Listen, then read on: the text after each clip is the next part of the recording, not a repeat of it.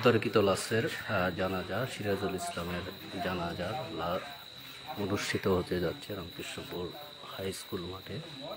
ময়না তদন্তের পর লাশ আসার পর রাত 8:30 হাই স্কুল মাঠে অনুষ্ঠিত হচ্ছে। কেউ রেহাই পাবে বা চ্যালেঞ্জ করতে যাই মরব না, এরকম কেউ ছিল না। অতএব দুনিয়ার সব কিছুর সাথে সাথে যদি আমি দুনিয়া কামানোর সাথে সাথে যদি আমি মৃত্যুকে ভুলে যাই, তাহলে এই দুনিয়া কামানোটা আমার হবে অনর্থক।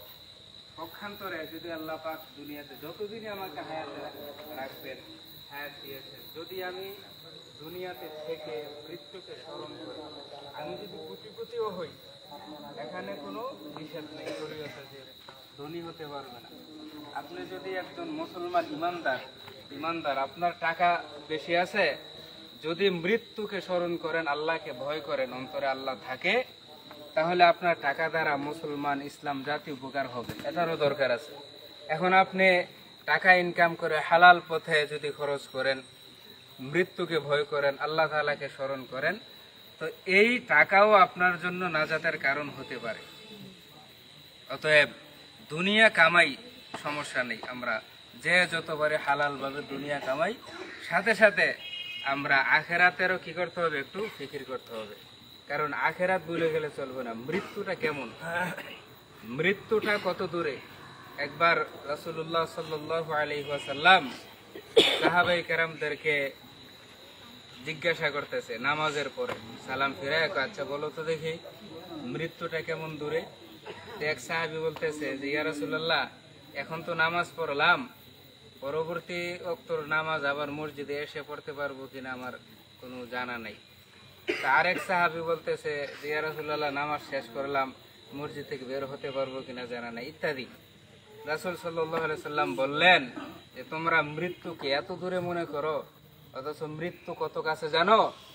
আমি ডান দিকে সালাম ফিরাইলাম তো বাম থেকে সালাম ফিরাইতে পারবো কিনা এই গ্যারান্টিও আমার নাই। অতএব মৃত্যুকে দূরে মনে না করা, মৃত্যুকে দূরে মনে না করা। আর আরেকটা বিষয় হলো, একজন লোক যখন আমাদের থেকে চির বিদায় নিয়ে নেয়, তার সাথে কি আমাদের আর এই দুনিয়াতে দেখা সম্ভব হবে? তার সাথে কোনো কথা বলা সম্ভব হবে? হবে না। এখন চলাফেরা করার ক্ষেত্রে আমাদের এরকম হয় কিনা যে 2-4 জন একসাথে হইলে অনেক সময় একটু এদিক সেদিক হয়, একটা ধমক হয়, কিংবা একজন অন্যায়ভাবেই হোক একটা কিছু করে মনে কষ্ট পাই। এই কষ্টটা যদি আমি একজনের প্রতি রাখি, তাহলে যদি আমি মনে করি যে এই লোকটা মারা গেছে, কথার কথায় মনের প্রতি কষ্ট পাইলাম, তাহলে উত্তম হলো ক্ষমা করে দাও। উত্তম হলো কি করা? ক্ষমা করে দেওয়া। তো আপনাদের প্রতি আবদার থাকবে, উনি এই এলাকায় চলাফেরা করছে, এখানেই জন্ম, বাজারে ছিল, যদি ওনার চলাফেরায় কথাবার্তায় কষ্ট পেয়ে থাকেন, আমাদের জন্য বর্তমানে উত্তম কাজ হলো ওনাকে আল্লাহর ওয়াস্তে ক্ষমা করে দেওয়া। এই হলো একটা বিষয়। আর আরেকটা বিষয় হলো, যেহেতু উনি বাজারে ব্যবসাও করছে দীর্ঘদিন, তো এই ক্ষেত্রে যদি কারো কাছে কোনো লেনদেন থাকে, পাওনা দেনা থাকে, উনি পেয়ে থাকে বা ওনার থেকে পান, তাহলে ওনার পরিবারের সাথে যোগাযোগ করবেন, ইনশাআল্লাহ ওনারা দিয়ে দিবে। প্রত্যেকের কাছে এতটুকু অনুরোধ, যোগাযোগ করবেন, দিয়ে দেবে। অথবা আপনার কোনো লেনদেন ছোটখাটো থাকলেও যে আল্লাহর রাস্তায় ক্ষমা করে দিলাম, ইনশাআল্লাহ এই জিনিসগুলো একটু খেয়াল রাখবেন।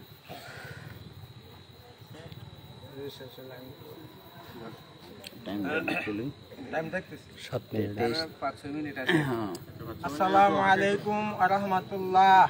সালামের জবাব দেন। ওয়ালাইকুম আসসালাম ওয়া রাহমাতুল্লাহি ওয়া বারাকাতুহু। সকলে আমরা নিয়ামতের শুকর স্বরূপ বলি, আল্লাহ পাক আমাদের হায়াত দিয়েছেন, সুস্থ রেখেছেন, এই মাইয়াতে জানাজা আসার মতো তৌফিক দিয়েছেন, সেজন্য আমরা পড়ি আলহামদুলিল্লাহ। আলহামদুলিল্লাহ।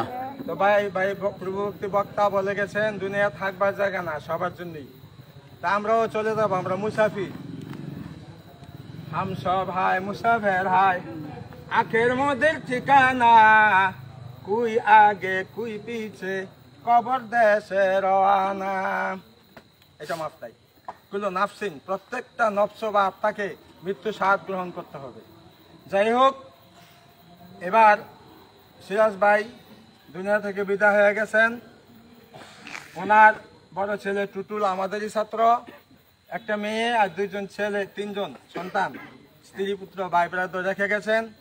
তারা এই মৃত্যুটা হঠাৎ হয়ে গেছে।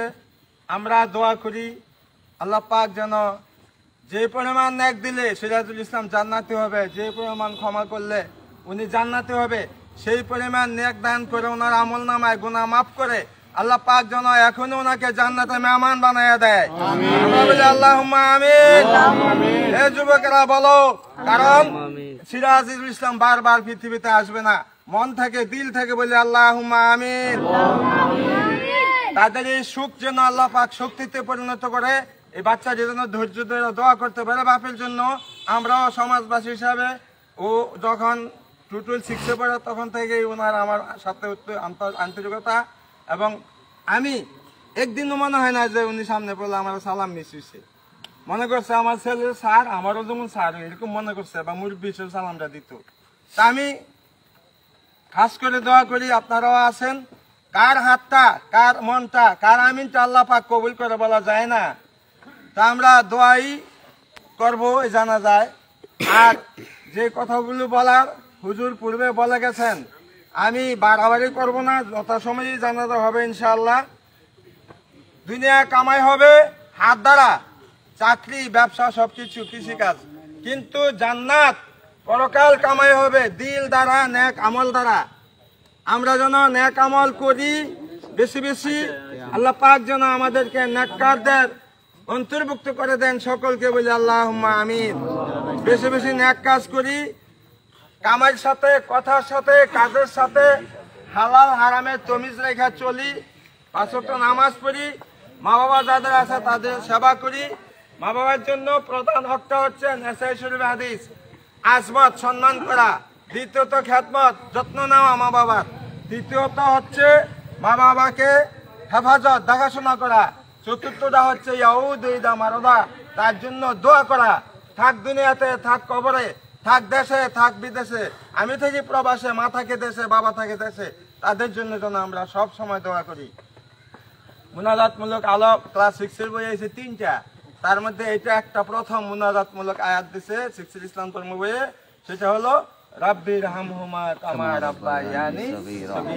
অনেকেই জানেন আমরা ছোট বাচ্চারা মক্তবে গেলে যে শিখাই, প্রথমেই বিদেশে আলেম ও ওয়াজ করতে হয় যে দোয়া করলে, মুনাজাত করলে তার মা বাবার জন্য দোয়াটা করে, আমরাও করি। আল্লাহ পাক যেন আমাদের সকলকে এই কথাগুলির উপরে আমল করার তৌফিক দান করেন।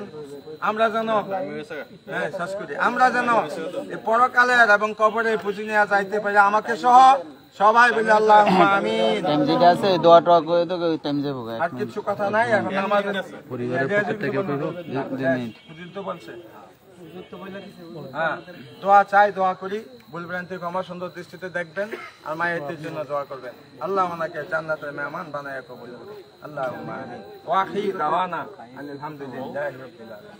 আসসালামু আলাইকুম। 3 মিনিট সময় আছে। ওয়ালাইকুম আসসালাম। আমি সিরাজের বড় ভাই। আপনাদের সবার কাছে আমার আকুল আবেদন, আমার ভাই যদি আপনাদের সাথে কোনো চলার পথে ভুল ত্রুটি করে থাকে, তাহলে আল্লাহর হস্তে আমার ভাইরে মাফ করে দিবেন। আপনার কাছে আমার এই আবেদন, আর কিছু করার মতো নাই ভাই। আর আমি, আপনারা যদি কিছু পানা টানা থাকেন আমার ভাই আমাদের লোকের আলোচনা করবেন, আর ইনশাল্লাহ আমি দেওয়ার মতো ব্যবস্থা যেমন হোক দিয়ে আমি আমার ভাইকে মুক্তি করে দিব ইনশাল্লাহ। আর আমার ভাইয়ের জন্য আপনারা খাস দিলে দোয়া করবেন ভাই। আপনাদের লগে আমার ভাই চলছে, আমি কিন্তু চলি নাই। দুঃখের বিষয়, আমি কিন্তু রামকৃষ্ণপুর মানুষ, আমার সামান্য ফলাফাইন ছাড়া কেউ চিনি না। আমি জন্ম রামকৃষ্ণপুর, এটাই কইতারি। তার জন্য আল্লাহর রাস্তে আমারও মাফ করে দিবেন আমার ভাইয়ের পাশাপাশি আপনাদের সাথে যদি কইতেই। আসসালামু আলাইকুম।